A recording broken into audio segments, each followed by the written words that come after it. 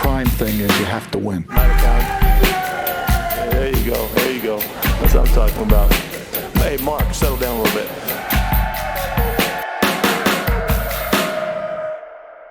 All right, welcome back to the Just Win podcast. The Raiders played yesterday. We got to see some real football to break down. They tied with the Seattle Seahawks. Thankfully, there are no overtime games in preseason because I think most Raider fans and probably all football fans wanted to see that game end. They finished 23-23, but the Raiders were thoroughly dominated for most of the game until Cam Miller came in and made it a close game and almost had a chance to win it. But that's Sean Reed. Ted Wynn.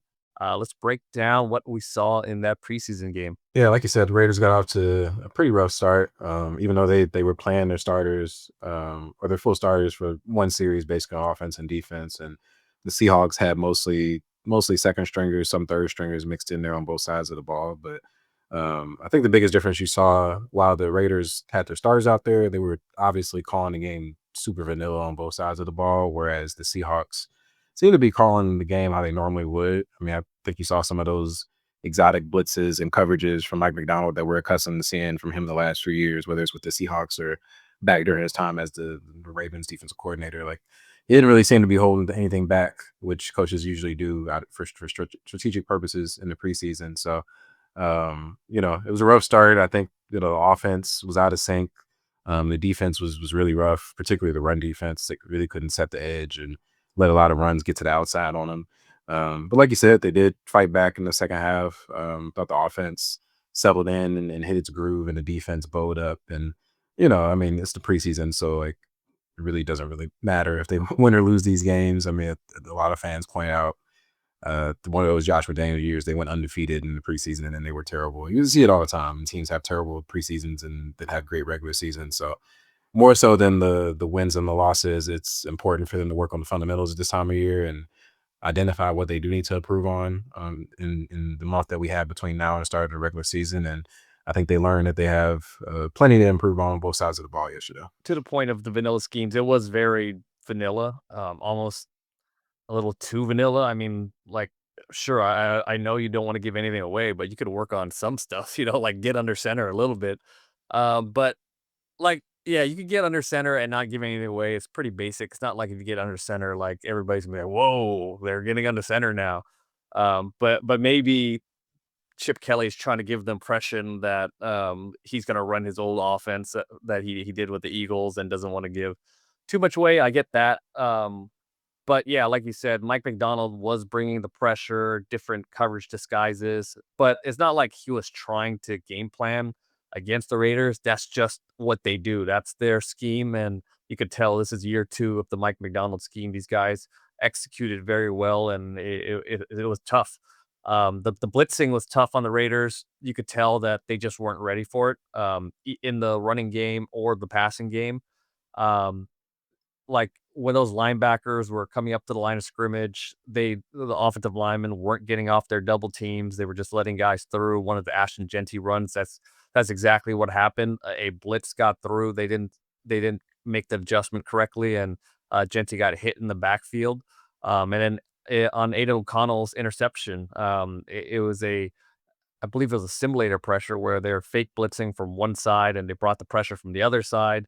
There was an unblocked defender, and then they're running a trap coverage where the slot receiver did a nice job of actually sitting in the hole in the zone, but O'Connell didn't expect the coverage change, and they were picked off. And as far as the tackling, I think the tackling and the run blocking were the most concerning parts because we saw bad tackling and bad run blocking from starters and some of the second and third string guys. The starters weren't in very long, but you can see Isaiah Palmau missed a tackle, Devin White missed a tackle.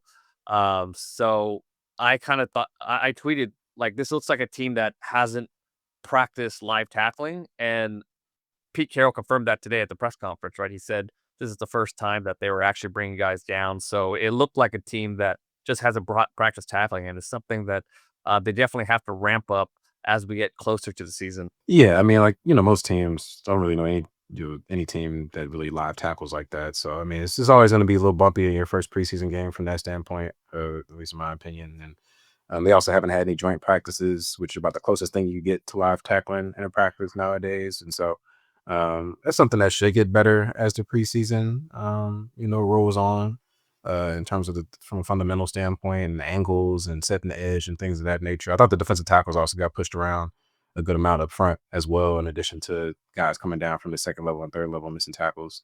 But the blocking on the offensive side of the ball, I do think is valid to be concerned about that, just because this unit struggled to run block last year. Like they were, the worst run blocking team in the league, I would say. And we've talked about it, ad nauseum at this point, but they really didn't make any major outside additions to that group in the offseason. They signed Alex Kappa, but now he's pretty much entrenched with the backups. And we saw that 5-man unit that we've been seeing in practice start the game with Meredith at center and Jackson Powers Johnson at right guard. And all 5 of those players were guys that were on the team last year, and it looked pretty similar to last year. Like they just couldn't really create much room for guys to run. And so is that something that they can improve on from now to the start of the regular season? Possibly, between the coaching of Brendan Carroll, the offensive line coach, and guys fine tuning their fundamentals, like perhaps. But I think that's probably the one element of the game that fans seem to be worried about, that I don't think that they're, blowing it out of proportion or overreacting to a preseason game, just because we saw the same unit struggle at that last year. And, they did sub out the starters after one drive, but they did leave Meredith and JPJ in there for 3 full quarters. So we got to see them play 37 snaps, I think it was, together. And I think part of that is, with Meredith playing center for the first time, they wanted to get him more reps in there at that spot to see how he handled it in the live game setting, doing silent counts, having some crowd noise, going against, live defenders, of course. And then also the benefit of, I'm sure, of having JPJ next to him is a guy that's been playing center. And so if he has issues with calls or checks or anything like that, he could probably help him out.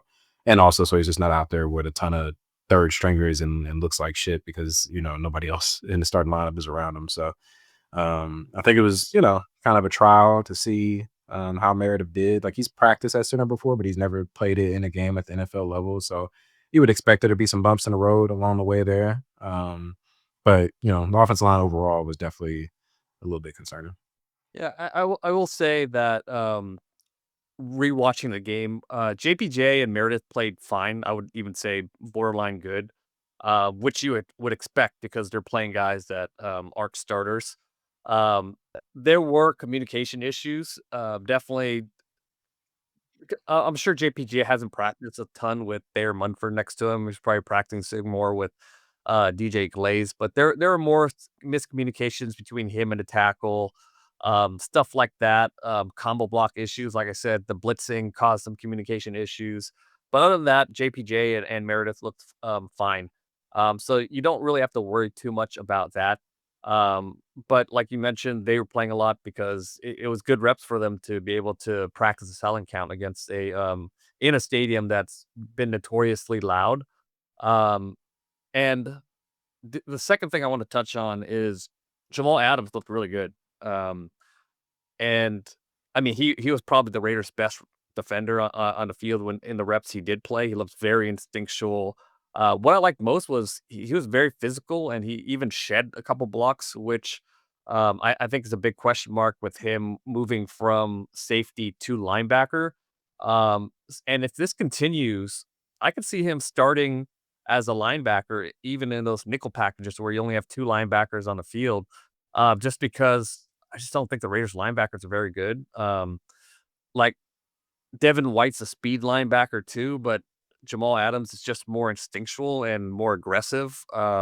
So, when you have some weaknesses at defensive tackle like they do have, you want a guy that can at least cause them havoc, and Jamal Adams showed that. I think the big thing with him is just being able to stay healthy, and he has to be able to prove that. But I mean, this could be a real find for the Raiders, who just kind of picked up Jamal Adams from the garbage bin. So I like how he played, and I know Pete talked about that a little bit too. Yeah, you gave him a shout out. And obviously they go way back to, when they, worked together with the Seahawks. They made a big trade to get Jamal at the time when he was in his prime. And it didn't really work out, I would say. Like he wasn't the same player, but still Pete Carroll has an affinity for him from that time, their time together in Seattle. And, he agreed to make the position change coming here to the Raiders. And we talked about it when he signed him. It made sense for him to make that transition at this stage of his career. And he looked pretty good in his first, live action at that spot. I think it was interesting. They did a lot of 3 linebacker sets early in the game. So we saw, I think Landon Roberts is pretty much penciled in as a starting middle linebacker, but they kind of had those outside linebacker spots up for grabs. And they ran a lot of kind of traditional 4-3 to start the game, which you really don't see that much of in the NFL anymore, given how pass happy leagues are now. And I would imagine they probably don't do that much once the regular season actually rolls around either, just because it's not really feasible. You know what I mean? You're probably going to be in nickel most of the time. Yeah, well, With the 2 Seahawks linebackers are on the field. a 21 personnel team, so it would make sense to have 3 linebackers against that kind of heavy personnel. But yeah, you're not going to do that a ton against other teams. Yeah, so I think it's going to be, sort of that 3-man competition for that other linebacker spot besides Roberts. You mentioned Devin White and Jamal Adams, but also Jermaine Pratt, who they signed towards the end of OTAs as well, as a guy that's going to be in the mix there. And so I'm interested to see, as the preseason progresses. I think we're going to continue to see those guys play. Pete Carroll said today that he anticipates the starters would play more against the 49ers next week. So it should be more reps to go around for all those guys. But I think that's, a legit competition there. At outside linebacker between those 3 guys to see who's going to end up being a starter alongside Roberts. One silver lining for the Raiders is that Geno Smith looked pretty good, but the bad part about that is he only threw the ball 3 times, and one of it was a drop screen, and one of his other pass attempts was a drop pass by Dante Thornton. But it was a really nice ball. It was a really nice back shoulder ball. Geno Smith saw press man coverage, and he wanted to give Thornton a chance, threw him a back shoulder pass. Thornton was a little late adjusting to it, and he dropped the ball. But I think he looked pretty good in his debut. We've been hearing about him in camp making plays all during training camp, all during OTAs, and you can see why. He's a big receiver, and he has some ball skills, and we saw that catch radius a bit on that.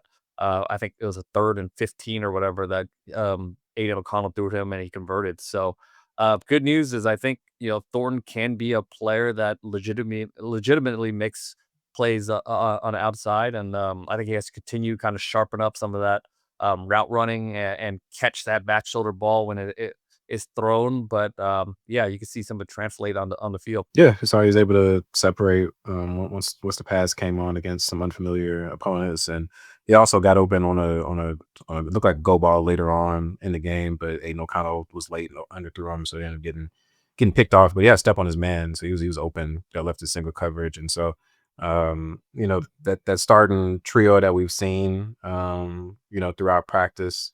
Trey Tucker and Thornton on the outside and Jacoby Myers on the slot. That's what we saw again to start the game. And looks like that's pretty much going to be the group at this point, barring a surprise. After that first series, you saw Jack Besh come in, working on the outside. And then I believe Alex Bachman was the first sub in at slot receiver for Jacoby Myers. Thornton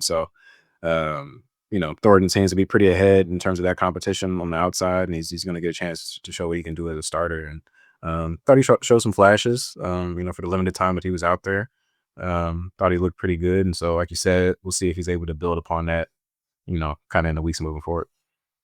Yeah, and you can see that's going to be his role when you're playing press coverage, and you want to leave him one-on-one. Gino's going to have the confidence to throw him the ball over the top or try to hit him on a back shoulder pass. Let's talk about the cornerbacks. Again, some tackling issues and some run fit issues, especially um, with that starting unit, and even that second and third string unit. But what do you see out of them? Yeah, so Eric Stokes and Darian Porter started on the outside. Like I mentioned, they were, kind of more in those traditional 4-3 lineups. So they usually only had 2 cornerbacks on the field. And then when they went to that nickel look, it was Chin moving down and playing in the nickel. But I think they were fine. Like I didn't really notice the guys making any flash plays or anything like that. But they also weren't getting uh burned out there or anything. I think the issue more so when they were on the field was the run defense. Being able to set the edge and contain and giving up those plays. I didn't really notice anything too glaring in the pass game.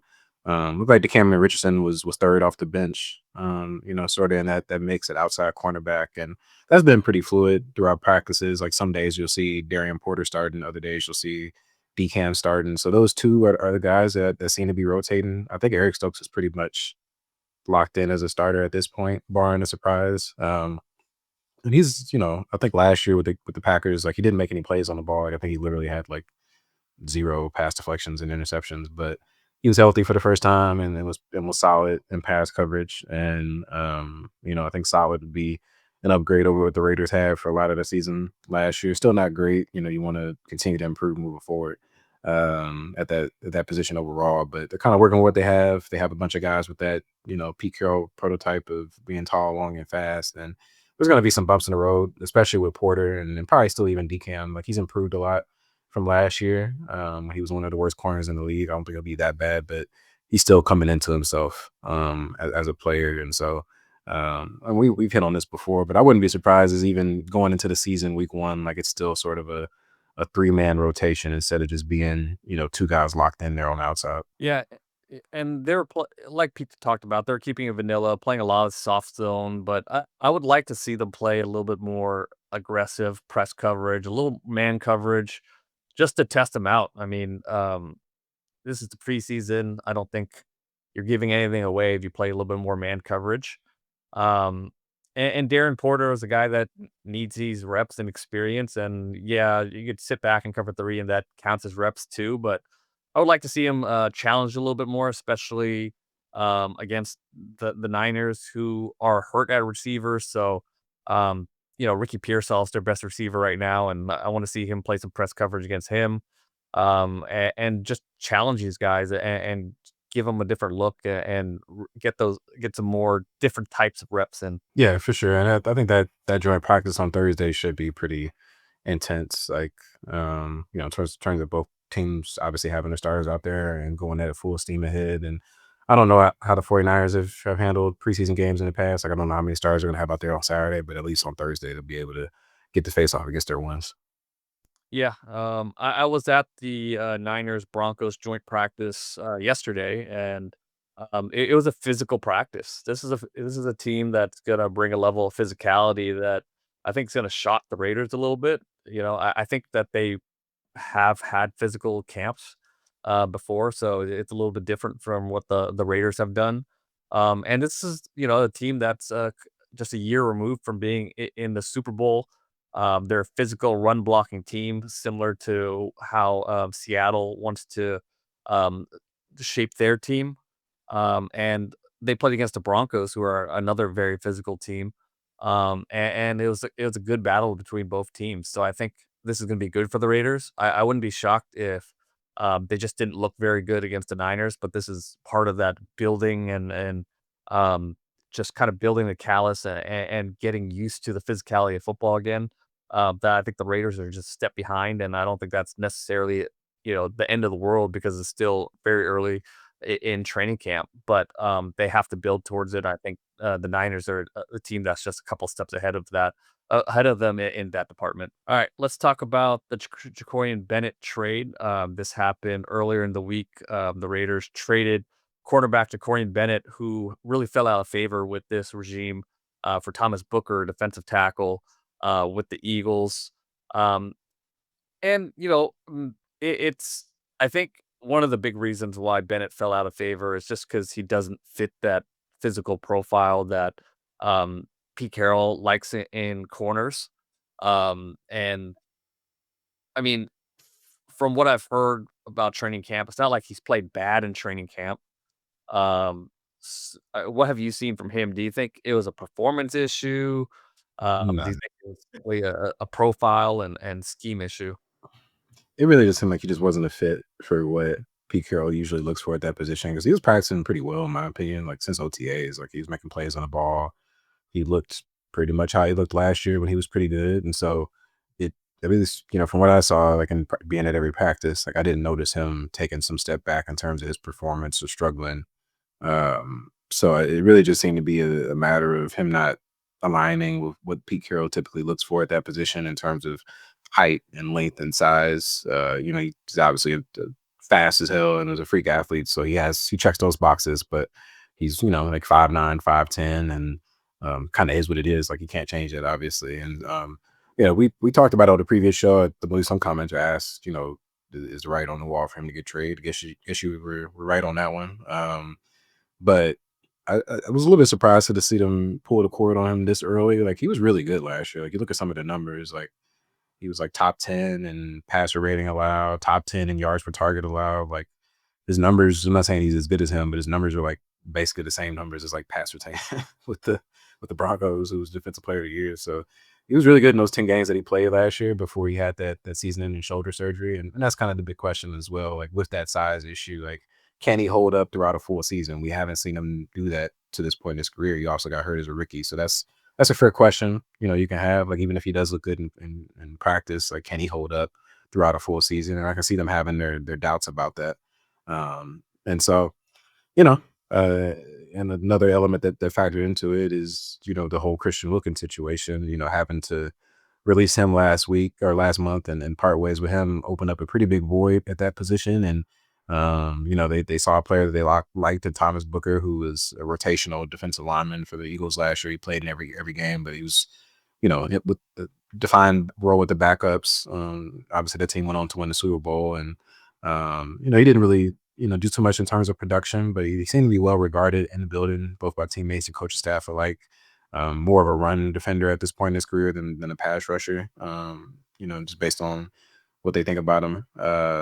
But, given that it seemed like they just weren't going to use Bennett and they had this need at this other spot, I think it was a trade that made sense. It's a little bit of a dice roll. Like, you're putting a pretty big bet on that trio of Porter, Stokes, and DCAM, which on paper probably scares some people, because those guys haven't really been productive yet in the past. Obviously, Porter is a rookie, so we don't know what you can do at this level yet. But, I think it's definitely there's some inherent risk in this move, but I can understand how they got to this point. Yeah, I mean, when you look at the Raiders corners, Jakorian Bennett, even though he hasn't played a ton, is probably the most productive member of that of the group so far. With Darian Porter being a rookie that wasn't even a full time starter really at Iowa. But I mean, I mentioned a ton. I love his potential, but just not a lot of experience. And Eric Stokes is a guy that just has been hurt a lot in this league. So surprising to me to trade away a corner that has potential to be a plus starter in this league based on what he's done in that short sample size for a defensive tackle who is a rotational player. Um, he's a guy that's going to be a good run stuffer. He's going to challenge to be a starter and be a big part of that rotation on first and second down, but he's not, even though he's pretty athletic, he's just not a pass rusher, hasn't been a pass rusher in this league. And he just doesn't show much as a pass rusher at all. So um, I could understand why the Raiders did it, because as we saw in that preseason game, they really need to get some beef up front. But even then, he's not really a beefy, like, um, plug the middle type of guy. He's a guy who makes plays because of his athleticism and quickness, and you could see him chase down plays with his speed. But he's not like that classic nose tackle type of guy that I think this Raider team could really use. Not that he's not going to be useful or good in run defense, but I just think they could still use that body type if they could find him at some point before the season. All right, let's get into questions. How concerned should we be about our corners? And also, is Cam Miller the real deal by Big Fresh? I guess I'll start on the first one. Like, I didn't really see anything in that game to be like alarmed about the corners. I know the defense overall was concerning, but the corners didn't look particularly weak to me. I get in general people having some questions about that group given the lack of proven production from that unit, but I feel like the Raiders feel pretty good about their outside corners, that they can get at least solid play out of that group. I still think nickelback is the spot that you have to feel concerned about. Jeremy Chin can play at nickel, but like, I don't know if you want him playing there full time. I don't know if that's how he's best used. And so, but they don't really have a great alternative. Like Darnay Holmes is the backup at that spot right now. And he's okay, but he's just been okay so far in his career. And then after that, it's kind of just a bunch of young guys. I know Greedy Vance has gotten some buzz lately after Pete Carroll mentioned him in the press conference, but didn't really see too much of him in the preseason game yesterday. And he's a guy that he's been pretty good in coverage, but he's pretty thin and small in terms of his build. And so you have some questions about how he can hold up in the run game, which, based on what we saw yesterday, could be an issue for this team. And so,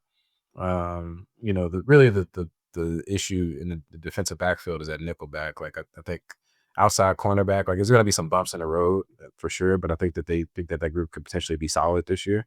If everything comes together and guys like Porter and DCAM continues to develop. So we'll see on the corners. I wasn't too alarmed yesterday. I don't know if you disagree there, if you saw anything to be concerned about. No, like I mentioned earlier, they just played a ton of soft coverage, and I want to see them challenge receivers more in this preseason and get some of those reps. But just sitting back in soft coverage, you're not gonna really see too much. It'd be really bad if they were getting burned in that soft coverage, but they didn't get burned. So, not a ton to go off of, but no concerns with the outside corners right now.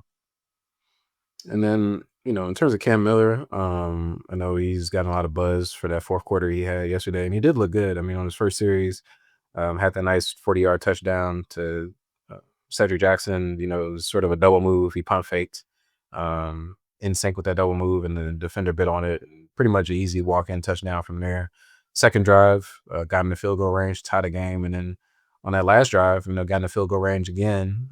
They just, the field goal attempt got blocked, but couldn't ask for much more for his first three series, as an NFL starter, or not NFL starter, but NFL player, getting some action in his first preseason game. And, we also saw, I believe it was a 4th-and-1. He kept the ball on his own read. You saw a little bit of that mobility that he has as well. And so, nice flash from him. It was pretty limited sample size. I think he only attempted 7 passes. So, we'll see if he gets a little more run in some of the other preseason games moving forward to get a better evaluation of him. But I don't know, it's kind of early to say like he's the real deal, but I think he flashed for sure. And there was some room to make it a competition for the backup spot behind Geno Smith. Like, Aiden O'Connell was pretty rough yesterday. I mean, both of those picks were really bad.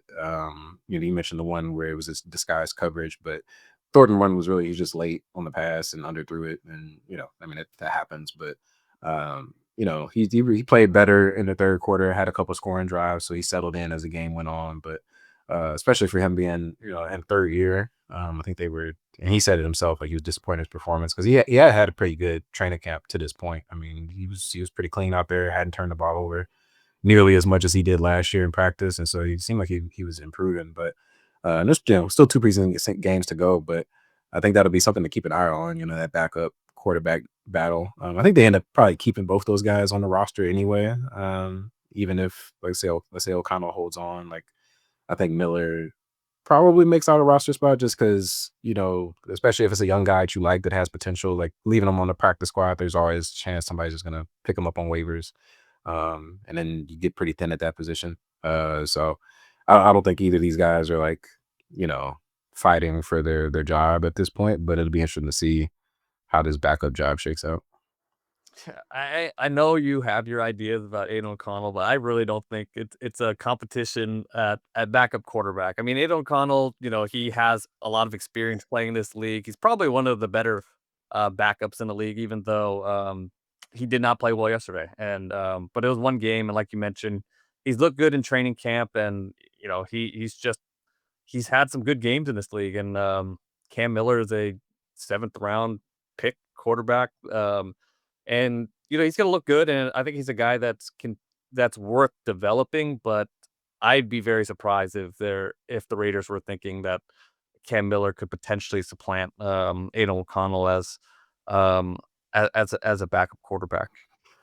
I mean, from what me and Vic have reported on this earlier this year, like there was some around the draft time, they were dangling, even before Cam Miller got around, they were dangling at O'Connell in trade conversations. So they're definitely not tethered to him or anything of that nature. Yeah, we'll see. Like, it's only one preseason game, nothing to overreact about. But if he keeps thinking it up like he's been thinking it up, like it's going to become a conversation. Can't be turning it over like that. So, And he also was saying that he was holding on to the ball a little bit too long when he spoke to reporters in the locker room after. I think part of that was also, I think the offensive line also just wasn't very good in pass protection, but, it goes hand in hand. It's always a little bit of both when you're having some pressure there. Like, it's not always on the quarterback or always on the offensive line. So, and this first preseason game, first live action in a while. So we'll see how they bounce back, moving forward. But I definitely don't think it's, especially Pete Carroll, like we've seen him all the time, guys that are, we see it at receiver. Jack Besh's second round pick, Dante Thornton's fourth round pick didn't really matter in terms of who ends up being the starter there. So, yeah, I wouldn't like brush it off. But again, like it's only 7 passes. Like fans, the real deal part I think is moving a little bit too fast. Want to pump the brakes a little bit on the Cam Miller hype train. It gets 7 snaps against the Seahawks third stringers. Like, let's see how he goes the rest of the preseason. Yeah. All right. Does the offensive line look that incapable in practice? Is the coverage that soft and bad in practice as well? By Joe. I mean, I don't know if the coverage really was that bad in the game. Yeah, I don't know why people were seem focused on the back end of the defense. Like I really thought it was a front seven issue for the defense, like run defense. I also weren't really getting any pressure until pretty late. Trevor May had a sack on Milroe on that second to last drive to kind of help the offense have a shot at attempting that game-winning field goal. But that was about it in terms of flashes for the front seven. And Jamal Adams we mentioned earlier. It was pretty rough for that unit, but like the back end, like I didn't really think that they were a problem with the starters or the backups in there.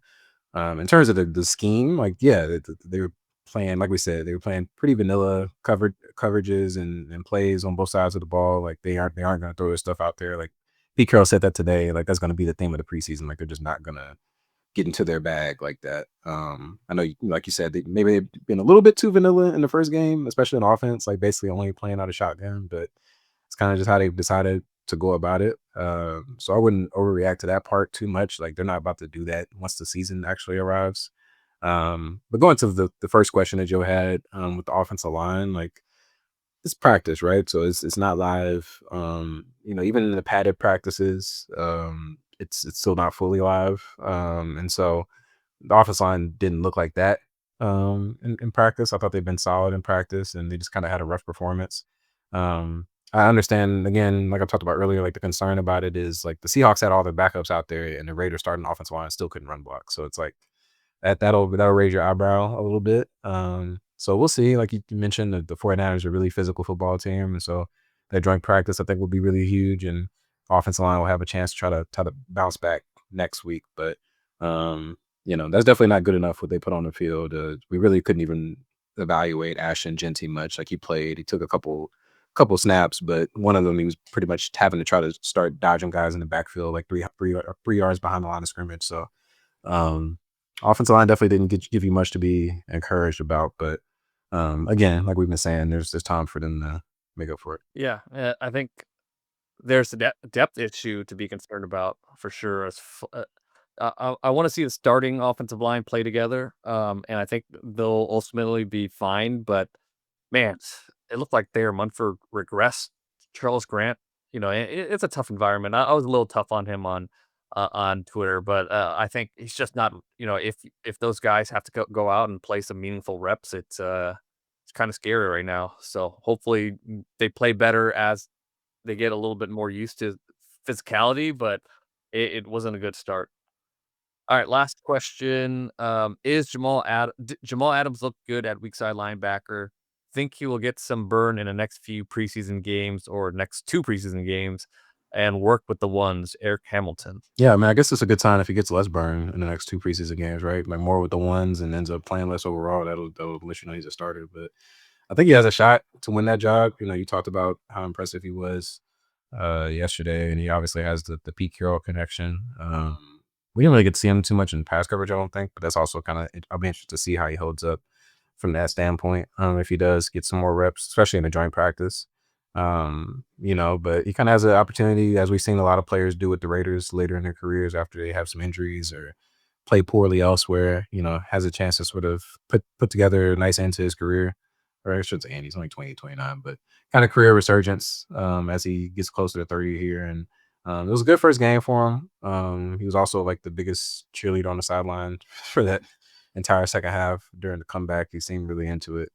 I also think it seemed like he probably picked up a little bit of weight too, like good weight in terms of getting a little, being able to hang in the box a little bit more often full time. And you mentioned him shedding blocks, and so I think I don't think it's like a fake thing. Like, I think he'll actually have a shot, potentially carve out that role at the weak side. Yeah, I think Pete Carroll definitely was impressed, so he's gonna see some good reps against the Niners, and that's gonna be huge against a physical team to see if he can hold up as a linebacker against that team. And he's gonna have to cover George Kittle. He's gonna have to cover CMC. So I think next week's joint practice is gonna be huge for him. So I'm really curious to how he plays. And but again, with Jamal Adams, he's going to have to prove that he could stay healthy. That I think he's going to be a good player if he stays healthy, but it's a big question mark, especially after the last few years and what he's dealt with. Yeah, I think it's kind of a big question for him and Devin White both. Like, it's different injuries. Like Devin White's had the foot injury the last couple of years, but it's kind of hard to tell that in the preseason, I guess. You can't predict if a guy's going to stay healthy, but they both kind of have that question hovering over their heads, whereas somebody like Jermaine Pratt like doesn't. So maybe that's his, and I think he's also probably a little bit more well-rounded as overall complete linebacker and has a lot more experience playing that position. So I know Pratt isn't getting talked about as much, but he's a guy to probably keep an eye on in that mix as well. All right. Well, not all doom and gloom. It's not all doom and gloom. Raiders do need to be Hey a man, lot more. anybody doom and gloom over one preseason game, like go outside, man, smell some fresh air. Like it's gonna be okay, man. It's not that serious. Yeah, but it is disappointing to see the lack of physicality and a little shocking to see that lack of physicality. But different teams have different timelines as far as when they start ramping up stuff, and obviously the Raiders are on a little bit later timeline. Will that bite them in the ass in the beginning of the season? We'll see. But they have some time here to really improve and get better at these little details and physicality, as we mentioned. But thank you for joining us today. Make sure you subscribe, hit that like button on YouTube, subscribe, leave a review on Spotify and Apple. We will talk to you guys next week. All right, y'all. Peace.